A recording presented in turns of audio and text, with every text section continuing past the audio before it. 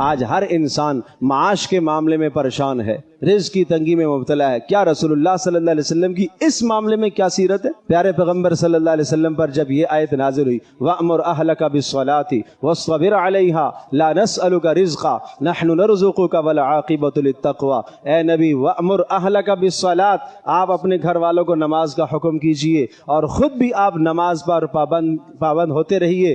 لا نسألک رزقا، ہم آپ سے رزق نہیں کموانا چاہتے، ہم آپ کو روزی ہم دیں گے۔ جب یہ آیت نازل ہوئی تو رسول اللہ نے رزق کا کیا ذریعہ اختیار فرمایا؟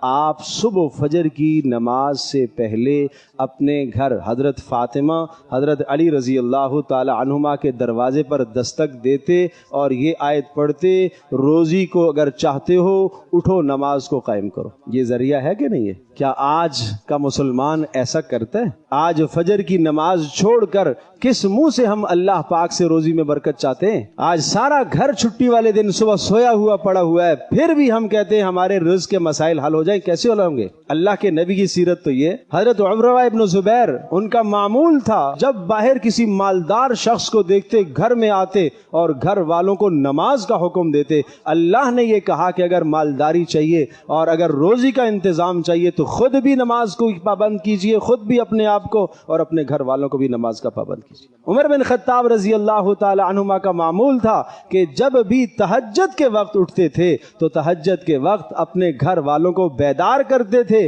اور اس آیت کی تلاوت کیا کرتے تھے کہ جس آیت میں اللہ تبارک و تعالی نے نماز پر روزی دینے کا وعدہ کیا ہے۔ نماز پر خود بھی نماز کے پابند ہو جائیے اور اپنے گھر والوں کو بھی نماز کا پابند کیجئے، اس پر اللہ کی جانب سے رزق کا وعدہ ہے۔ تو ایمان رکھیں اللہ کی ذات عالی پر، اللہ کے ارشادات پر، اللہ کے فرامین پر۔ یہ رسول اللہ صلی اللہ علیہ وسلم کی مبارک زندگی ہے، زندگی کے ہر شعبے کا، یہ تو میں نے ایک مثال دی ہے۔ آپ علیہ الصلوۃ والسلام کے زندگی کے ہر شعبے میں آپ کو رسول اللہ کی سیرت مل جائے گی۔